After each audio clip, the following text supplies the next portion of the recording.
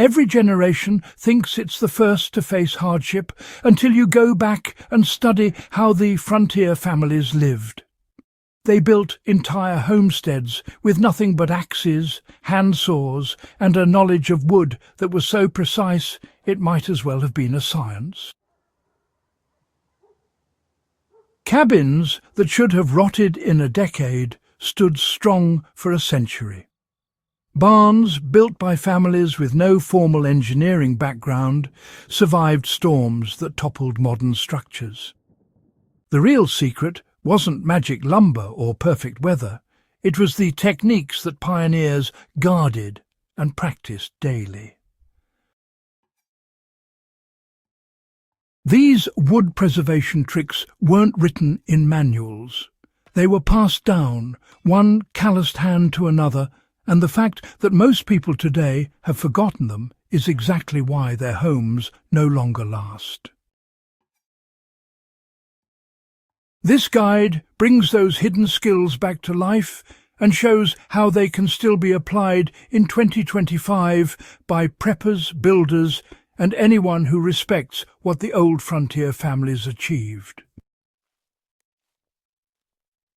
The pioneers began by selecting their wood with near scientific precision because, well, the survival of a home started with the right tree at the right season. The frontier families understood that not all timber was created equal. They knew which trees resisted rot: cedar for posts, white oak for beams, chestnut for siding. But beyond the species, timing mattered just as much. Trees were felled in the dead of winter when sap was low and moisture content dropped significantly. This meant fungi, insects and bacteria had almost nothing to feed on, slowing decay long before any treatment was applied. Modern builders overlook this entirely, yet the lesson still applies. If you are harvesting your own timber today, cutting it during the coldest months produces wood that naturally withstands weathering. Even if you buy lumber, asking small mills for winter cut or low sap wood can completely change how long a structure lasts.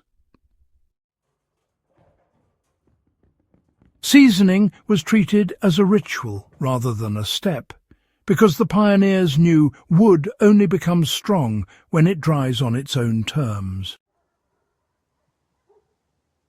Fresh-cut timber is alive with moisture, and drying it incorrectly leads to rot, warping, and structural weakness. The pioneers learned to stack wood off the ground, shielded from rain, but exposed to airflow on all sides. Logs were spaced just enough to allow slow, even drying. The slow pace was intentional. This method hardened the cellular structure of the wood and reduced internal splits.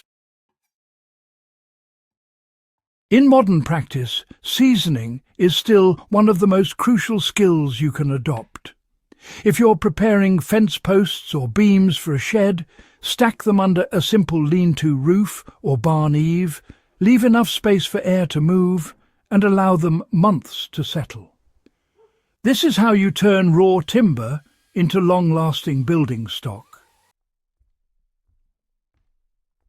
The pioneers strengthened their wood from the inside using natural oils that created deep, permanent protection. One of the great frontier secrets was oil infusion. Instead of coating their wood with a thin finish, they saturated it with oils that seeped into the fibres. Linseed oil was the most common, but when supply ran low, settlers used fish oil, bear fat, or tallow. They warmed the oils to thin them and applied them repeatedly until the wood stopped absorbing. This created a hydrophobic barrier deep within the grain. Modern homesteaders can follow the same process with raw linseed oil, which penetrates better than the boiled, chemical-laced versions sold in hardware stores. Warm the wood in the sun, gently heat the oil, and apply coat after coat until the surface stays glossy. Handles, outdoor benches, exterior walls, and tool huts treated this way become far more resistant to swelling, shrinking, and cracking. You're not sealing the surface, you're reinforcing the entire structure. The heavy-duty protection came from pine tar, the frontier equivalent of armor against the elements. The pioneers produced it by slowly burning pine roots in a low-oxygen pit, resulting in a thick, resin-rich substance that bonded deeply with wood fibers. Ships used it, barns used it, wagon wheels used it. Anything in constant contact with moisture or harsh conditions benefited from this treatment. In modern use, pine tar still offers unmatched protection. Heating it slightly makes it easier to brush on, and once it sinks into warm wood, it forms a flexible, weather-resistant barrier. Preppers restoring cabins often apply pine tar to the bottom halves of exterior walls, fence posts, and tool shed planks.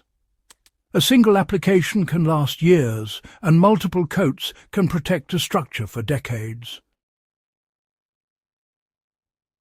The pioneers, relied on strategic charring to shield the most vulnerable parts of their homes from rot, insects, and ground moisture.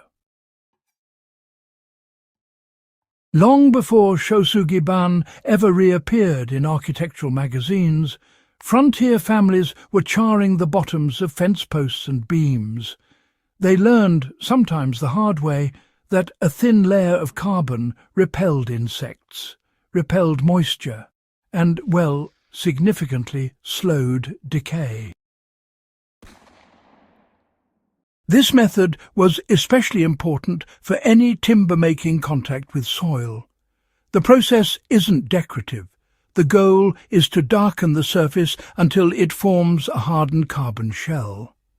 After brushing away the loose soot, pioneers usually applied oil or tar for an added layer of protection. Modern off-grid builders still follow this step when setting posts for barns, coops, or perimeter fencing. Charring takes only minutes, but honestly, it adds years to the lifespan of ground contact wood. These frontier methods endure because they work with the structure of wood instead of fighting against it. What made pioneer homes survive wasn't ruggedness alone. It was knowledge applied with intent. Every step, from the moment the tree was chosen to the final layer of tar or char, aligned with the natural behavior of the wood. These methods remain viable today because they rely on chemistry and craftsmanship rather than synthetic coatings that fail over time. Anyone building a shed, cabin, root cellar, or outdoor structure in 2025 can apply these frontier tricks and see the difference almost immediately. To keep more lost frontier knowledge alive, make sure you subscribe to Echoes of Valor, share this guide with fellow history lovers, and help preserve the skills that once built entire nations from rough timber and pure determination.